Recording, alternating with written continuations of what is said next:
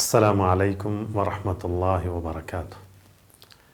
الحمد لله رب العالمين والصلاة والسلام على رسول الله وعلى آله وصحبه أجمعين أما بعد.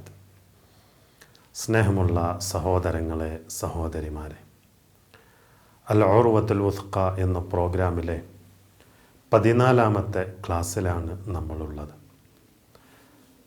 അല്ലാഹു സുബ്ഹാനഹു വ തആല അവൻ്റെ വിശുദ്ധ ഖുർആനിൽ 7-ാം അധ്യായം സൂറത്തുൽ അറാഫിൻ്റെ 54-ാമത്തെ വചനത്തിലൂടെ പറഞ്ഞു, അലാ ലഹുൽ ഖൽഖു വൽ അംർ, അറിയുക സൃഷ്ടിപ്പും കൽപ്പനാധികാരവും അവനാകുന്നു.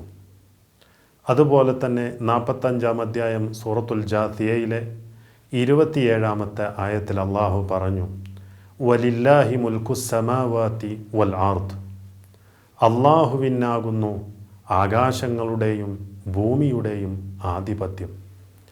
അള്ളാഹുവിൻ്റെ ഏകത്വത്തെ അറിയിക്കുന്ന 3 കാര്യങ്ങളാണ് ഈ 2 ആയത്തുകളിൽ ഉൾക്കൊള്ളുന്നത്. ഒന്നാമത്തേത് അൽ ഖൽഖ്, സൃഷ്ടിപ്പ്. രണ്ടാമത്തേത് വൽ അംർ, കൽപ്പനാധികാരം. മൂന്നാമത്തേത് അൽ മുൽക്ക്, ആധിപത്യം.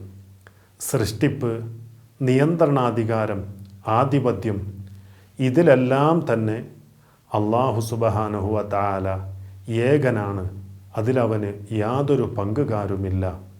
ഇതാണ് തൗഹീദുർ റുബൂബിയ്യ.